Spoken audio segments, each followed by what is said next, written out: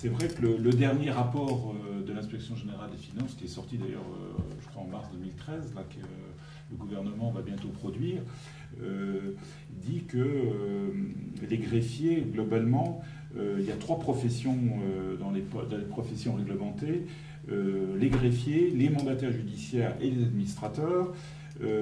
Globalement, le greffier gagne 28 fois le salaire, le SMIC. Les mandataires judiciaires et les administrateurs judiciaires, c'est 25 fois.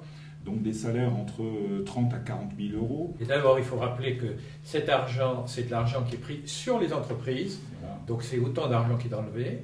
La deuxième chose qu'il faut rappeler, c'est que les tarifs, ce n'est pas eux qui les fixent comme ils veulent, ce sont des tarifs publics qui ont été scandaleusement augmentés à une certaine époque parce qu'on a voulu se les concilier et qu'il y a belle lurette que les gouvernements auraient dû revoir complètement les tarifs. Alors, pas forcément dans des proportions de 28 fois moins, mais certainement de moitié. C'est la première chose à faire. C'est d'ailleurs ce que propose Arnaud Montebourg, très raisonnablement. Les entreprises sont insolvables et qu'il n'y a rien dedans, mais alors comment on arrive à créer des fortunes à partir d'une société insolvable? C'est ça, je ne comprends pas, il y a un mystère. C'est pas très compliqué, hein. C'est calculé sur le passif et sur l'actif. Les passifs peuvent être très importants et vous prenez une partie de l'actif disponible pour vous payer et il n'y a plus rien. Alors je disais tout à l'heure que c'est pris sur l'actif des sociétés et c'est autant d'actifs qui est enlevé aux créanciers. Alors pour ce qui est des salariés, ils sont renvoyés, c'est l'État qui paye, c'est nous qui payons à la place et les créanciers en général ne reçoivent rien. Voilà le système. C'est un système qui marche comme ça depuis 30-40 ans. Tout le monde a l'air de trouver ça très bien. Moi, je trouve ça absolument scandaleux. Par contre, aujourd'hui, au niveau de la loi, est-ce qu'on ne devrait pas prendre un certain nombre de précautions pour que les mandataires n'aient pas les coups des franches pour pouvoir liquider et fonctionner comme ils le font? Aujourd'hui, on n'a pas intérêt à faire un audit financier dans les boîtes qui sont en difficulté, essayer d'apporter des solutions, essayer de faire en sorte que les gens qui arrivent ne puissent pas dépecer, comme ça se passe souvent. Mais c'est quand même une avancée, parce que beaucoup des militants le redisent, c'est qu'ils ont souvent l'impression qu'il y a des carences en droit dans les tribunaux de commerce et qu'un juge professionnel peut rajouter l'expérience et la maîtrise du droit qu'il maîtrise. On cherche quelque chose d'autre. L'échevinage a l'avantage de mêler 2 mondes différents, donc qui s'apporteront, qui se contrôleront, et on voit dans certains secteurs que des juridictions qui sont échevinage ou l'équivalent, c'est-à-dire magistrats professionnels et magistrats pris dans la société, juges pris dans la société, la cour d'assises par exemple, fonctionnent plutôt bien. Ça a une légitimité, les gens s'y reconnaissent, les décisions sont prises en termes juridiques.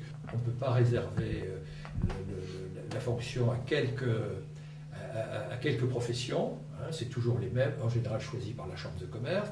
Il n'y a aucun artisan, par exemple. Et puis il y a plein d'autres professions, on pourrait penser au monde agricole, on pourrait penser à toutes sortes d'autres professions qui devraient être représentées dans ce système. Donc il faudrait ouvrir beaucoup plus les élections, les contrôler et faire que ce ne soit pas les chambres de commerce qui choisissent à l'avance les gens dans une réunion du Rotary Club ou du Lions Club, comme ça se fait, ou dans une soirée. Bon. Ensuite, vous l'avez dit, il y a le problème de la formation juridique. Alors, les magistrats professionnels ont théoriquement une meilleure formation juridique, encore que c'est moins vrai maintenant, parce que beaucoup n'ont comme formation que la préparation à Sciences Po, etc., ne sont pas aussi bons juristes qu'autrefois.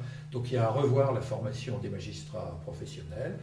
L'école de la magistrature ne met pas sur le marché des gens tout à fait à la hauteur. Il y a, à mon avis, beaucoup à faire, mais on voit, on peut agir, on voit ce qui est possible de faire, et en tout cas, ça ne peut être que mieux. Et puis je crois que la société française est demandeuse justement de cette transparence, de ce désir d'éthique. Je ne sais pas ce que vous en pensez, mais... Oui, effectivement, par rapport à tout ce qui vient d'être dit, je pense qu'un des problèmes majeurs, c'est celui de la transparence. Parce qu'après, les magistrats, ils sont ce qu'ils sont, leurs jugements sont ce qu'ils sont, sauf qu'il faudrait que le citoyen ou le justiciable ou l'adhérent de l'association puisse avoir accès facilement au dossier.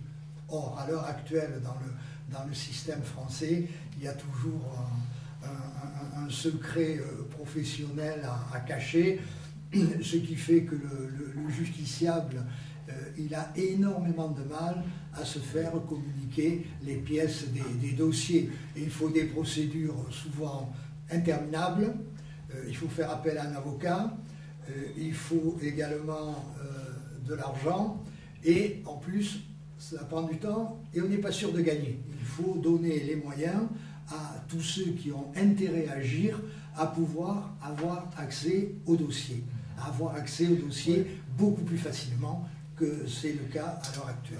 Oui, d'ailleurs, un des grands dangers du système, de notre système en France, c'est que les problèmes de procédure civile, commerciale, ne sont même pas traités au Parlement. C'est traité par les services de la chancellerie, et les services de la chancellerie sont directement sous l'influence des lobbies. En tout bien tout honneur, ce sont les techniciens, ce sont les gens qui le connaissent, ils vont à des congrès avec, etc. Et on s'aperçoit qu'énormément de dispositions sont des dispositions qui sont prises dans l'intérêt des professions, des mandataires, etc. Alors on le voit sur les délais, par exemple. Il y a un délai très court pour faire appel. Pour un justiciable ordinaire, c'est une catastrophe. Étant de trouver un avocat, de quoi le payer, etc. C'est fini. C'est pas du tout gênant pour un professionnel, du tout. Vous avez des choses comme celle-ci. Vous avez une réforme qui avait été introduite à un moment qui fait que l'attribution des actifs faite par le juge commissaire passait, si on faisait appel, si on n'était pas d'accord, devant la cour d'appel, c'est-à-dire des juges qui n'étaient pas des juges élus, mais qui étaient des juges professionnels. Cette mesure a été supprimée. C'est le tribunal de commerce qui sert de juridiction d'appel pour une décision aussi importante. Le résultat, c'est qu'il n'y a plus aucun contrôle et que ça donne lieu à énormément de tentations de malversation et même quelquefois de malversation.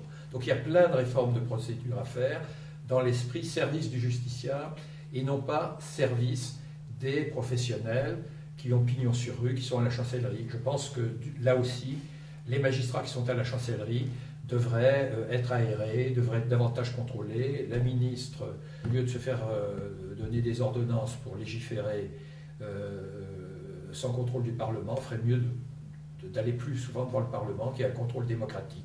C'est la transparence, c'est la démocratie.